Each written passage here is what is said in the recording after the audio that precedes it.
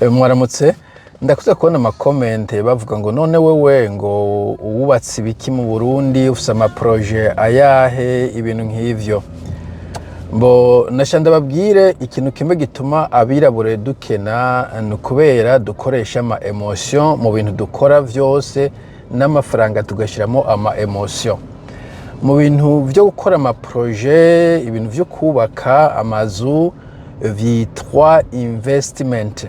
Kiretse inzu ushaka kubamo iyo ntabwo wita investment, nubwo naho nyene nagira ndabamenyeshe iyo ugiye kurondera inzu ubamwo abari Burayi abari muri Amerika bari hehe ugiye utwaye amaso y'umu investisseur uraronka diri gusumvya umuntu agiye ashiramo ibishobisho na cyane nk'abantu b'abadamu bashaka kugenda ngo nashimye igikoni ciza cyane, itapi yari imeze neza, wabonye irya toilette.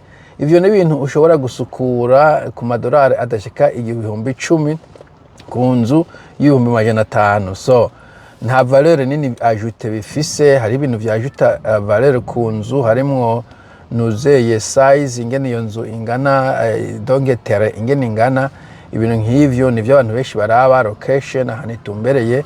Iyo ugiye ujanye amaso y'umu investisseur usanga waguze inzu ifise valeur gusumvya inzu washizemo ama emotion. Ariko ndashaka kuvuga iyo kuba nashaka kuvuga iyindi supplémentaire igira kabiri inzu gura igira kabiri irengeye iyo uri kurabamwo.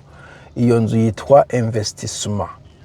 Investissement mu kuyikora ukoresha mathématique, ukoresha ntuzeye intelligence financière, ndabukoresha ama emotion. So ufashe inzu ukavuga ngo je mvuka icenda juru ukagenda ukahubaka villa y'umuriyoni, iyo villa ishoboye kuzogufako. Vyiza rero inzu uyigura ari investissement, no kuvuga uraraba uti none amafaranga yanje nshizemo nzoyaronka gute. Mu Congereza bayita ngo return on investment, ROI. Iyo nzu amafaranga yanje nzoyaronka ndonke n'inyungu. Inzu mu kuronka inyungu ni mu bintu bibiri. Kimwe hariho rent, kushobora kuza urayironka rent uyipangishije. Icya kabiri igihe inzu ico bita appreciation, donc inzu itera iduga ibeyi. Ivyo nivyo bintu bibiri umuntu bakunze kubonamo inyungu inzu ishobora kungukamo. Mugihe ivyo bintu bitarimwo iyo ntabari investissement, atana kimwe muri ivyo ubonyemo amafaranga ubuyononye wayikuyashira mu kindi kintu. Hari abantu gusa yumva je mfise inzu hariya mfise ivyumba autant ibiki n'ibiki uyibamo très bien, ico gira uvuga uti bon je nahisemo luxe mugatari yubamwo cyangwa kumbure utavuze uti ngura inzu famille kuva usanga ufise inzu hariya utabona kurikira kungukira, ico gihe iboneka yuko udafise financial literacy. So inzu uyigura ubona ikungukira le plus possible, kumbura umuntu ushaka ibintu vya safety vya droit de propriété, ariko ivyo nafashe ko ari granted, usibye ko mu Burundi atavuga ngo granted. Umva mu Burundi bica vyongera ko kushoye kugura ikintu bakakikunyanganya ibintu nk'ivyo, uca usanga atari wise investment. Navuze ngo nimwubake inzu genda mwubake, mugabo umuntu ari financial savvy bose kundi kuntu biyumvira iyo baronse ifaranga ukuntu barikoresha. Mbo ico kimwe nayo ma projet nyene. Projet ni hahandi imbere yuko ukora projet nayo yitwa investment. Kiretse ushatse gufasha aho ni sawa no gutandukanya bibiri. Cyo buti charity gende bakubakira commune iwacu ndabubakiye ibitaro abantu bazi barivuza très bien. Aho iyo ni charité, ugiye gufasha ngo kwa Red Cross, kwa Croix Rouge, kwa ICR. Ariko uvuga uti ni projet shaka kwizokunguka ama emotion uyashira ku ruhande. No kuvuga urondeye ikintu yashiramo kizokunguka menshi, kiri rentable. Mu kurondera abakozi ntabwo urabangoshizemo grand frère na petit frère.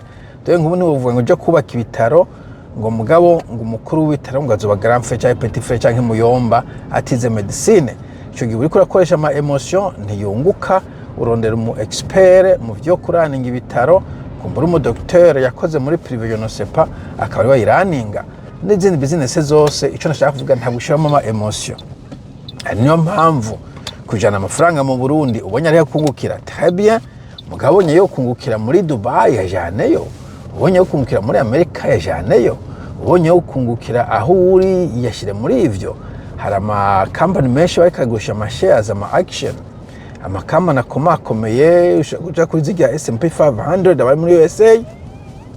Mu bihugu byose harimo ama company, shiramo amafaranga yawe, hanyuma nayo yunguka. Ushobora gukora charité later on, ushobora gukora charité ku mafaranga make yutoraguye, usanga utungutse. Abo ba Bill Gates nibo bantu baba philanthropiste bakomeye cyane, mugabo mu ntango banze kuraninga Microsoft iri privé, barunguka bamaze kuronka ibifaranga vyinshi, niho batangura kubishwiragiza hirya no hino. So na wewe charité uye kwikora ni sawa, mugabo ntuvange charité ngo uyivange na business. Anaje to bantu benshi usanga babihombeyemo, nahaye amafaranga muri umunanje ngo akore ibi, murumuna wawe wari wamenye ko azi gukora ivyo bintu.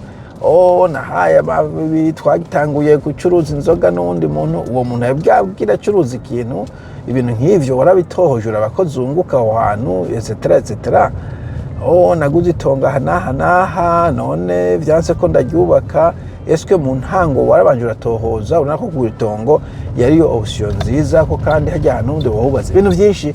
Sindiko na critique umuntu agura, abagura ne bagure, mugashaka kuvuga abantu benshi abone bavuga bari financial savvy, bazi ibintu vya finance, imbere ko bashira amafaranga mu kintu barakora mathematike nyinshi cyane, bagarura return on investment, ashobora kugaruka bagakora risk benefit analysis, donc bakanaliza ama risk ahari n'ama benefits ahari, hanyuma bagahitamwo investissement aho bayishira.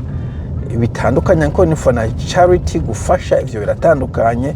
Mugabo ivy'ama projet ntubwira abantu bari hanze ngo zana amafaranga mu Burundi bayajana aho babona yunguka gusumvya handi. Ivyo mwe mushama ama emotion ngo je gukera ubuzi Burundi n'ibiki ivyo mu mafaranga siko bigenda. Projet igihugu gitejwe imbere n'abanyagihugu bacu bari mu gihugu, ibihugu bikuzova ngo bitejwe imbere na diaspora n'umunyagihugu mu bandi. Kujya nawe uri umunyagihugu desede tugendewe gutera ikawa canke ipampa, udesize kukubonye ikawa canke ipampa ari kungukira, ntabwo utera ruko ukurikije ivyo umvize ku radio n'ubwo bamwe babikora. Abantu benshi atera ikintu yabanje kuraba ati mbega handateye ibigori vyo kunguka, ndateye imyumbati niyo ukunguka, ndateye ipampa niyo nyungukira, ndateye ibiharage niyo shwa nziza nokora. Uraba ku maximiza umutahe mutoyi ufise. Nico nashaka kuvuga, ntihagire umuntu azosubira kuza ngaha ngo mbega uri gukora biki. Uzi kandi ko ivyo abantu bariko babishira kuri radio no kuri televiziyo, abantu benshi bari gukora ibintu batabivuga, benshi kwanza iyo bamaze gupfa. Kandi ikindi kandi ikiri mu Burundi harimo ama risk menshi cyane kuri jewe par exemple. Mugira umunsi mwiza.